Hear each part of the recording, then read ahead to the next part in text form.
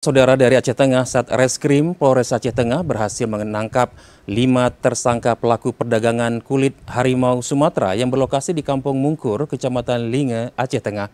Kini para tersangka telah diamankan di Mapolres tempat.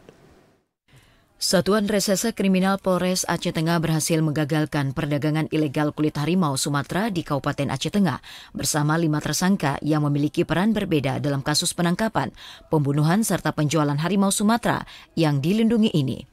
Kapolres Aceh Tengah melalui Kasat Reskrim Ibtu Deno Wahyudi menyampaikan, dari kelima tersangka, 2 diantaranya merupakan residivis dengan kasus yang sama dan baru bebas pada tahun 2018.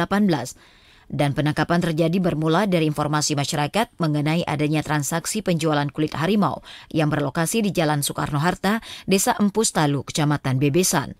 Dan kini pihak polisian berhasil mengamankan sejumlah barang bukti, 1 kotak sitrofom putih, bagian tubuh harimau, dan perangkap jebakan.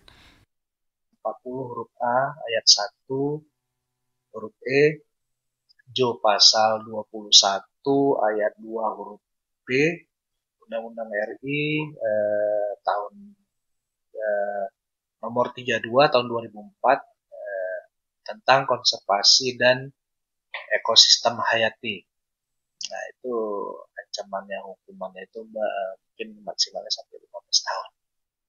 Kelima pelaku telah diamankan di Rutan Polres Aceh Tengah guna diproses lebih lanjut.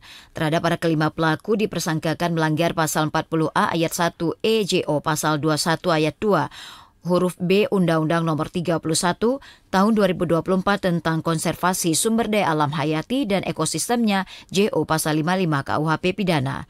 Dari Takengon, Aceh Tengah, Mutia, TVRI Aceh melaporkan.